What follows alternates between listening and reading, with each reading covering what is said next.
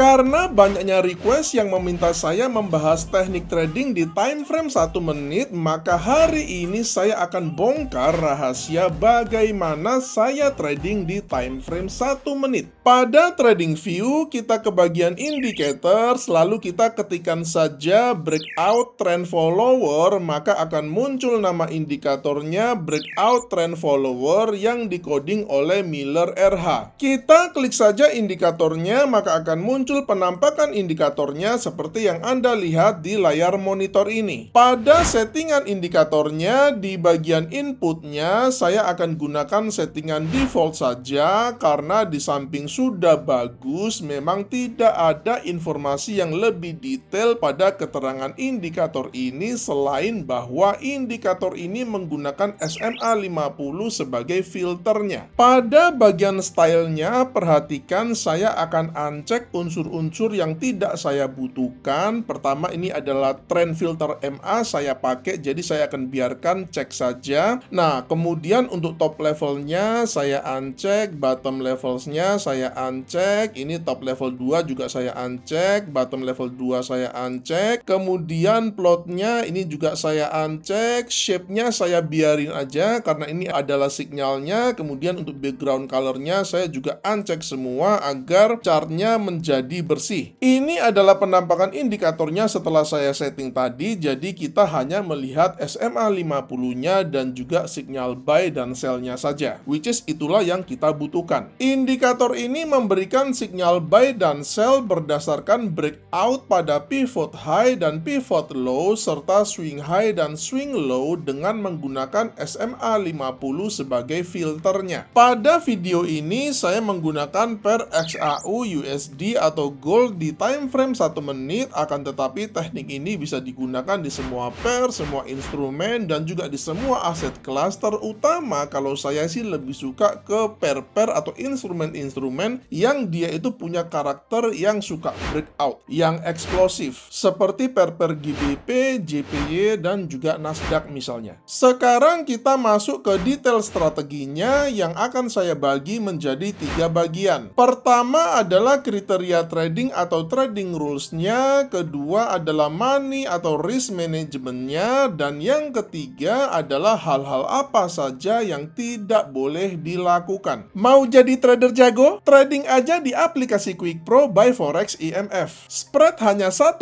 pip, free swap, free signal, grup VIP, dan banyak hadiahnya. Link pendaftaran di kolom deskripsi. Ada 3 kriteria untuk buy setup-nya. Pertama, harga bergerak di atas SMA 50, kedua muncul sinyal buy, dan yang ketiga hanya ambil sinyal pertama yang muncul. Pada chart kita melihat ketiga kriteria ini sudah terpenuhi. Pertama, kita melihat harga memang sedang bergerak di atas SMA 50-nya yang mengindikasikan trennya memang sedang bullish dan kita hanya mau ambil posisi buy. Kedua, di sini kita juga sudah melihat telah muncul sinyal buy-nya. Dan yang ketiga, kita juga melihat bahwa ini memang adalah sinyal pertama yang muncul. Maksudnya adalah ini adalah sinyal buy yang pertama sejak harga bergerak di atas SMA 50-nya. Ada perkecualian tertentu di mana kita boleh ambil sinyal yang kedua dan seterusnya yang akan saya bahas secara detail nanti di belakang. Open buy kita letakkan pada next candle-nya ini dengan stop loss pada swing low terakhirnya ini dengan menggunakan risk reward ratio 1:2 dengan risk per trade 1%.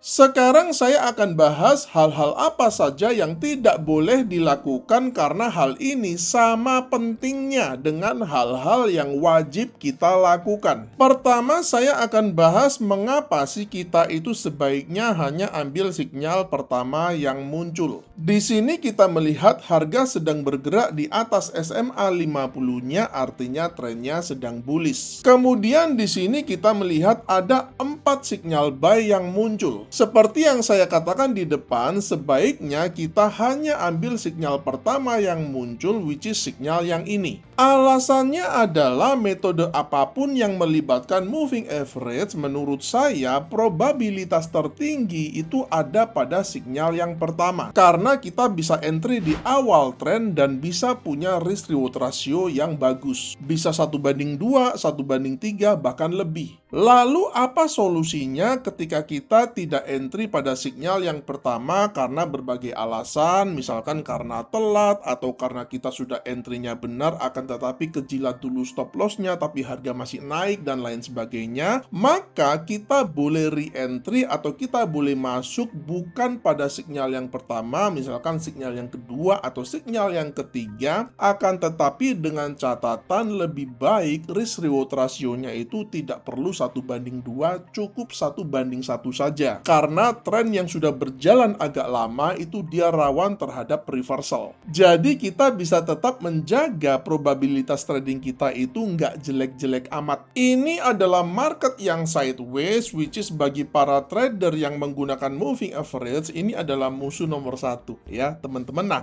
dalam kondisi yang seperti ini kita melihat di sini kalau kita buy di sini loss, kita sell di sini loss, buy di sini juga loss, kita sell di sini juga kena stop loss ya. Jadi atas bawah itu kita kena tampol semua ya teman-teman ya. Nah, dalam kondisi sideways yang seperti ini maka ada dua solusi. Pertama itu adalah solusi technical, of course kalau situasi marketnya sedang sideways begini, maka selama dia masih ada di dalam range-nya ini lebih baik kita nggak trading ya. Jadi kita itu nunggu harga untuk breakout ke atas atau ke bawah range-nya, baru nanti kita ikut sesuai dengan tren yang terjadi. Kalau dia breakout-nya ke atas dan trennya naik, ya udah kita buy, akan tetapi kalau breakout-nya ke bawah dan memang trennya itu turun, maka kita akan ikut ambil signal sell-nya. Solusi yang kedua adalah solusi psikologis, which is ini sebenarnya adalah sebuah skill yang sangat penting yang wajib dimiliki trader, yaitu ketika market lagi sideways dan kita sudah kena loss beruntun, apalagi kita bermain di TF 1 menit di mana potensi overtrade itu sangat terbuka lebar,